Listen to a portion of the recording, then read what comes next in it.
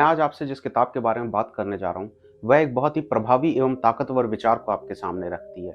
इस किताब को सन 1902 में, यानी कि लगभग एक सदी पहले, या यूं कहें कि लगभग 123 साल पहले जेम्स एलन ने लिखा था और इस किताब का नाम है एज अ मैन थिंकeth, मतलब जैसा मनुष्य सोचता है। अब यहाँ पे अगर आप गौर से सोचें तो जब ये किताब लिखी गई थी उस समय हम में से कोई भी इस धरती पर नहीं था, यानी कि लगभग 123 साल पहले, और हम में से कईयों के माता पिता भी शायद इस धरती पर ना रहे हों। फिर भी इस किताब का प्रभाव जितना 123 साल पहले था, उतना ही प्रभाव इस किताब का आज भी है। ये वीडियो देखने के बाद आप ये जान जाएंगे। लगभग पिछले 123 सालों में हमारे जीवन के हर स्तर पर बदलाव आ गया है। चाहे हम खाने पीने की बात करें, रहने की बात करें या टेक्नोलॉजी यूज करने की बात करें, बावजूद इसके 123 सालों के बाद भी यह किताब आपके जीवन और आपकी सोच को पूरी तरह से बदलने की ताकत रखती है। मैं खुद इस किताब को 6 से 7 बार पढ़ चुका हूँ और हर बार इसे पढ़ने के बाद मुझे ऐसा लगता है जैसे उसने मुझे नई दुनिया दिखाई है। मगर सबसे दिलचस्प बात यह है कि इस किताब के विचार इतने शक्तिशाली हैं कि समय और हालात के बावजूद आज भी यह किताब उतनी ही प्रभावी है जितनी 123 साल पहले हुआ करती थी। तो अगर आप अपने जीवन में कोई बड़ा बदलाव चाहते हैं जो समय और परिस्थितियों से परे हो, तो यह वीडियो आपके लिए है। मैं आज इस किताब के उन गहरे विचारों के बारे में चर्चा करूंगा जो न सिर्फ आपकी सोच बदल सकते हैं बल्कि आपके जीवन को पूरी तरह से एक नई दिशा दे सकते हैं। इस किताब में दिए गए विचार वैसे ही हैं जैसे मैंने महात्मा गांधी की book my experiment with truth में पढ़ा था, जिसमें गांधी जी ने लिखा है, डर मनुष्य का शत्रु है। अब अगर आप देखें तो यह केवल एक वाक्य है, लेकिन इसकी गंभीरता और गहराई इतनी ज्यादा है कि इस पर जितना जोर दिया जाए उतना कम है। पर यहाँ पर असल प्रश्न ये है कि इस विचार को अपने जीवन में उतार पाना इतना मुश्किल क्यों है? वह शायद इसीलिए क्योंकि इस विचार को अपने जीवन में उतारने के लिए जबरदस्त साहस एवं निरंतर प्रयास की जरूरत पड़ती है। और शायद यही कारण है कि हम में से बहुत कम लोग इस विचार को अपने जीवन में उतार पाते हैं। हम सब अपनी जिंदगी में जो भी करते हैं, चाहे वह संघर्ष हो, किसी उद्देश्य को पाने के लिए की गई कोशिश हो, प्रेम हो या नफरत हो, वह सब दो दुनिया में घटित होता है। एक दुनिया जो हम बाहर देखते हैं, परिवार, समाज, दोस्त, रिश्तेदार, और एक दुनिया जो हमारे विचार हमारे दिमाग के अंदर बनाते हैं। लेकिन क्या कभी आपने सोचा है कि आपकी बाहरी दुनिया में जो कुछ भी हो रहा है वह सबसे पहले आपके अंदर, आपकी सोच, आपके विचारों में होता है। आपकी सोच, आपके अंदर की दुनिया वह ताकत है जो आपकी बाहर की दुनिया को आकार देती है। अब यहाँ पे अगर आप गौर से सोचेंगे तो आपको ये समझ में आएगा कि यह एक बहुत बड़ा सत्य है। आपके जीवन में जो भी घटित होता है वह सबसे पहले आपके दिमाग में जन्म लेता है। आपके दिमाग में जो भी चलता है वही आपके जीवन को दिशा देता है। ये आपके अंदर की दुनिया ही है जो आपको बाहर की दुनिया के रूप में दिखाई देती है। तो यहाँ पे इन सारी बातों का निष्कर्ष हम ये कह सकते हैं कि आप अपने जीवन में जो भी करते हैं, चाहे वह अच्छा हो या बुरा, वह सबसे पहले आपके दिमाग, आपके विचारों में जन्म लेता है। तो फिर क्या इसका मतलब ये ना होगा कि अगर आप अपने जीवन को बदलना चाहते हैं तो सबसे पहले आपको अपने विचारों को बदलना होगा? आपके विचारों की दुनिया, आपकी आंतरिक दुनिया, आपकी वह ताकत है जो आपकी बाहरी दुनिया को आकार देती है। यह आपके अंदर की वह ताकत है जो आपको शांति, सफलता और खुशी तक ले जाती है। अगर आप इसे अच्छे से समझ लें और इसे सही दिशा में मोड़ दें तो यह आपके जीवन को पूरी तरह से बदल सकती है। आपकी आंतरिक दुनिया आपकी ताकत है और यही इस किताब की थीम है। मनुष्य वही बनता है जैसा वो सोचता है। पर यह अकेली किताब नहीं है जो इस विचार पर जोर देती है। मैंने 2 और किताबें पढ़ी हैं, think and grow rich and the monk who sold his Ferrari. ये दोनों किताबें भी इसी बात पर जोर देती हैं कि अगर आप अपनी सोच को बदलने की ताकत रखते हैं तो इसका मतलब यह होगा कि आप अपने जीवन को बदलने की ताकत रखते हैं। जेम्स एलन ने सबसे पहले थॉट्स एंड कैरेक्टर की बात की है। जेम्स एलन के हिसाब से किसी व्यक्ति का कैरेक्टर वैसा ही होता है जैसे उसके मन में विचार होते हैं, या ये कहें कि किसी व्यक्ति का कैरेक्टर वैसा ही होता है जैसा वह अपने मन में सोचता है।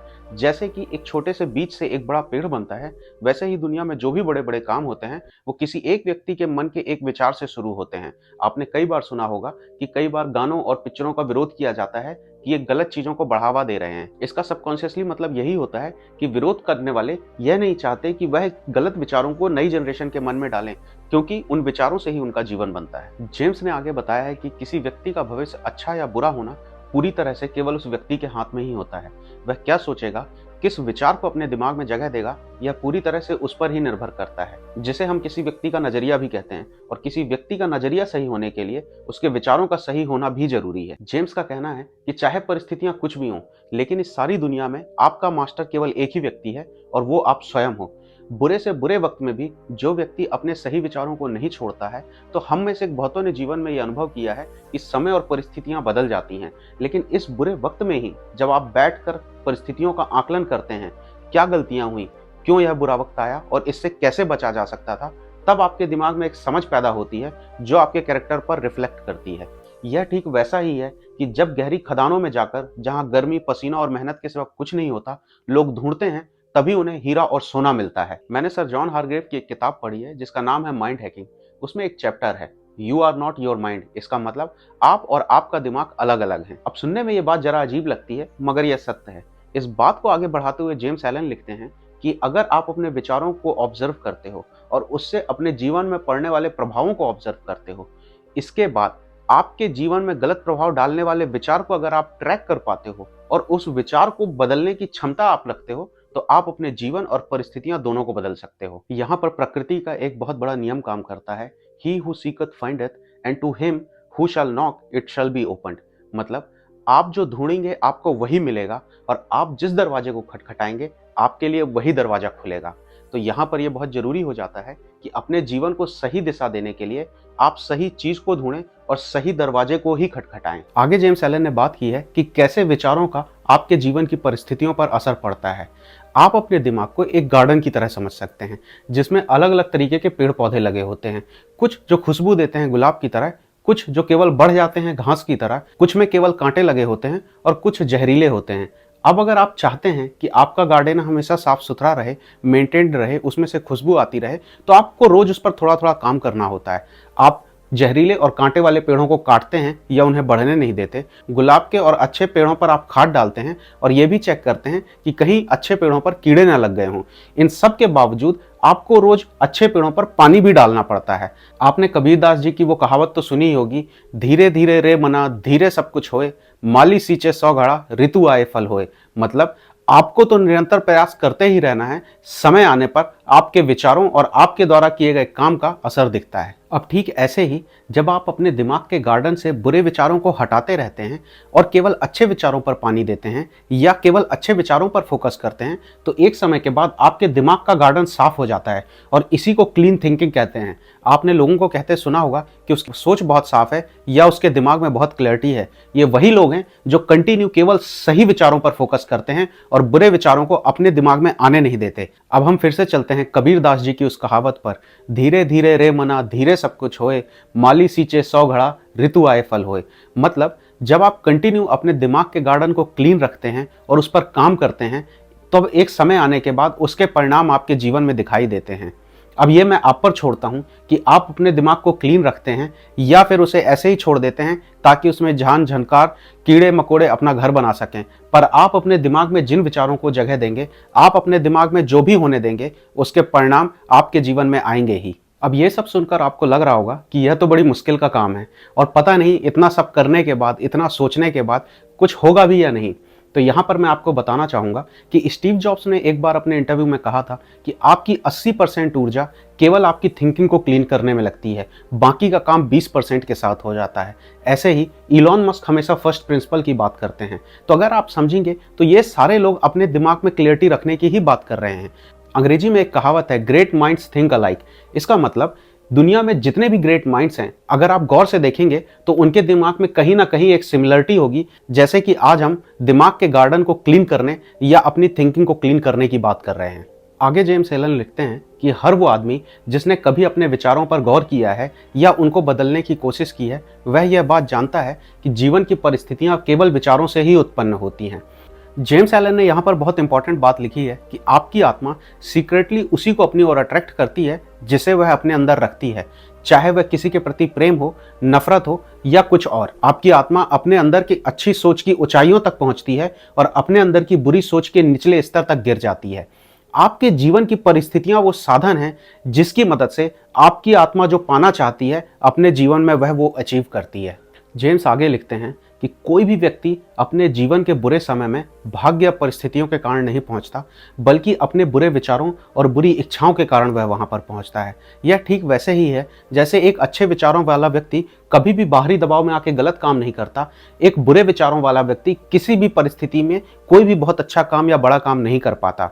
जैसा कि कहा गया है, circumstances does not make a man, it reveals him to himself. मतलब परिस्थितियां आदमी को नहीं बनाती हैं, यह उसका खुद से परिचय करवाती हैं। ऐसी कोई स्थिति नहीं है जिसमें एक बुरी सोच और बुरी आदतों वाला व्यक्ति जीवन में उससे होने वाले दर्द या दुर्गति से बच सके, और एक अच्छी और साफ सोच के बिना कोई व्यक्ति जीवन में कुछ बड़ा अचीव कर सके। व्यक्ति अपनी सोच का मालिक होने के नाते अपने जीवन का रचनाकार और अपने जीवन की परिस्थितियों का लेखक है। अब अगर ये सब सच है तो यहाँ पर प्रश्न ये उठता है कि बुरी परिस्थितियों के खिलाफ लड़ने का क्या अर्थ है, क्योंकि परिस्थितियां तो आप स्वयं पैदा करते हैं। तो इसका ये अर्थ है कि जब आपकी सोच से कोई बुरी स्थिति उत्पन्न होती है और आप उस स्थिति के खिलाफ लड़ाई करते हैं, तो आप बिना किसी प्रभाव के अपने खिलाफ ही लड़ाई करते हैं, और ये आपको ही कमजोर बनाता है। और बहुत लंबे समय तक बुरे विचारों को अपने दिमाग में रखने के कारण आपके जीवन में आगे बढ़ने की गति भी धीमी हो जाती है। जेम्स के हिसाब से आपका शरीर आपके दिमाग के नौकर की तरह काम करता है। चाहे आपका दिमाग जानबूझकर शरीर को कुछ करने के लिए कहे या अनजाने में, मगर वह करता वही है जिसके लिए उसे दिमाग कहता है। जब बहुत लंबे समय तक बुरे विचार दिमाग में रहते हैं तो शरीर उसके अनुसार काम करता है और वह बुरी अवस्था या किसी बीमारी की अवस्था में चला जाता है। समझने के लिए, अगर आप अपने दिमाग में फिट रहने का विचार नहीं रखते, तब आपका दिमाग आपके शरीर को ना अच्छा खाना खाने के लिए कहेगा, ना ही एक्सरसाइज करने के लिए, और इससे धीरे धीरे करके आपका शरीर कमजोर होता जाएगा और अंत में किसी बीमारी को पकड़ लेगा। जेम्स के हिसाब से अपनी डाइट को बदलने से तब तक कुछ नहीं होगा जब तक आप अपने विचारों को क्लीन नहीं करते, क्योंकि एक बार आपका दिमाग और आपके विचार क्लीन हो जाएंगे, फिर आपकी इम्प्योर खाना खाने की इच्छा भी नहीं होगी। जो व्यक्ति लगातार दुर्भावना, निंदा और जलन के विचारों के साथ जीता है, वह इन विचारों से अपने लिए एक जेल बना लेता है जो अंत में उसे विनाश की ओर ले जाते हैं।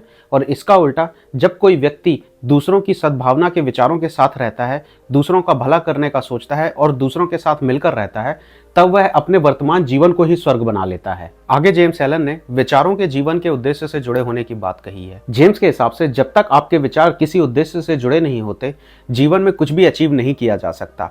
आपका दिमाग एक सागर है जिसमें रोज हजारों विचार आते हैं, और जीवन में उद्देश्य का ना होना एक बीमारी है। जिसे भी भविष्य में होने वाली तबाही से खुद को बचाना है, उसे इस बीमारी से दूर रहना चाहिए। किसी भी व्यक्ति को अपने जीवन में उद्देश्य को सर्वोच्च मानना चाहिए और उससे ऊपर किसी भी चीज को स्थान नहीं देना चाहिए। किसी भी व्यक्ति के लिए यह बहुत जरूरी है कि वह अपने विचारों को अपने उद्देश्य से जोड़कर रखे और बिल्कुल भी विचारों को यहाँ वहां ना भटकने दे। यही एकाग्रता का सर्वोच्च मार्ग है। भले ही आप बार बार लगातार अपने उद्देश्य को पाने में असफल हो रहे हों, फिर भी आपको लगातार अपने विचार और अपने उद्देश्य पे काम करते रहना चाहिए, क्योंकि इससे आपके कैरेक्टर में जो ताकत आएगी वही आपकी सफलता की पहचान बनेगी। जेम्स के हिसाब से एक बार अपना उद्देश्य निर्धारित करने के बाद मनुष्य को उसे प्राप्त करने के लिए मानसिक रूप से एक सीधा सा मार्ग बनाना चाहिए और बिल्कुल भी उसके दाएं बाएं नहीं देखना चाहिए। उससे भी इंपॉर्टेंट यह है कि मनुष्य को अपने दिमाग में डाउट और फियर को बिल्कुल भी नहीं आने देना चाहिए। ये दोनों विघटनकारी तत्व हैं जो आपके प्रयास की सीधी रेखा को तोड़कर टेढ़ा मेढ़ा बना देते हैं और आपको असफलता की ओर ले जाते हैं। डाउट और फियर के साथ जीवन में कभी किसी ने कुछ अचीव नहीं किया, ना ही कोई कर पाएगा। जब डाउट और फियर आपके अंदर प्रवेश करते हैं तो यह आपके अंदर के मोटिवेशन, ऊर्जा और आपके सकारात्मक विचारों को नष्ट कर देते हैं और आपको असफलता की ओर मोड़ देते हैं। किसी काम को करने की इच्छा इस बिलीफ से स्टार्ट होती है कि आप वह काम कर सकते हैं, लेकिन डाउट और फियर इसी बिलीफ पर हमला करते हैं। ये ज्ञान के सबसे बड़े दुश्मन हैं। जो व्यक्ति डाउट और फियर को अपने अंदर रहने देता है, उन्हें मारकर अपने अंदर से बाहर नहीं निकालता, वह व्यक्ति हर कदम पर असफलता पाता है। इसका उल्टा, जो व्यक्ति इन दोनों पर विजय प्राप्त कर लेता है और इन दोनों को अपने अंदर से बाहर निकाल देता है, वह व्यक्ति अपने उद्देश्य को करने में आने वाली कठिनाइयों का बहादुरी और बुद्धिमानी से सामना करता है और वही व्यक्ति अंत में सफलता को प्राप्त करता है। आपके विचार जब बिना किसी डर के किसी उद्देश्य से जुड़ जाते हैं, तभी कोई बड़ा रचनात्मक कार्य होता है, चाहे वह आईफोन का बनना हो या चैट जीपीटी का बनना। अगर आप गौर से सोचेंगे तो भले ही ये दोनों प्रोडक्ट इस सदी में बने हैं, पर इन पर जेम्स एलन की बताई गई सारी बातें अप्लाई होती हैं। जैसा कि हमने बात की ग्रेट माइंड्स थिंक अलाइक, और अंत में जेम्स ने बात की है शांति की। शांति शायद आज के युग में उन गुणों में से है जो बिटकॉइन से भी ज़्यादा कीमती और इम्पॉर्टेंट हैं। हर वह व्यक्ति जिसने जीवन में शांति को प्राप्त किया है, वह यह जानता है कि यह बहुत लंबे प्रयासों, सेल्फ कंट्रोल, शुद्ध विचार, क्लियर उद्देश्य और ना जाने कितनी सफलता और असफलताओं के बाद हासिल की जाती है। चाहे वह आपके जीवन की लड़ाई हो या आपकी खुद के विचारों को बदलने की लड़ाई, आपकी आत्मा के अंदर ही अच्छे विचार और अपने जीवन में सफलता प्राप्त करने के विचार सोते रहते हैं, लेकिन यह आपकी जिम्मेदारी है कि आप उन विचारों को जगाएं, क्योंकि जब आपकी आत्मा से वो विचार जागते हैं तभी जीवन में वो हो पाता है जो आप करना चाहते हैं। और अंत में मैंने यह वीडियो अपने अनुभवों और किताब की प्रमुख बातों को जोड़कर बनाया है। यह एक बहुत अच्छी किताब है जिसे हम सबको कम से कम एक बार जरूर पढ़ना चाहिए। अगर आपको यह वीडियो पसंद आया तो इस चैनल को सब्सक्राइब करें, इससे मुझे मोटिवेशन मिलेगा भविष्य में ऐसे और वीडियो बनाने के लिए। धन्यवाद।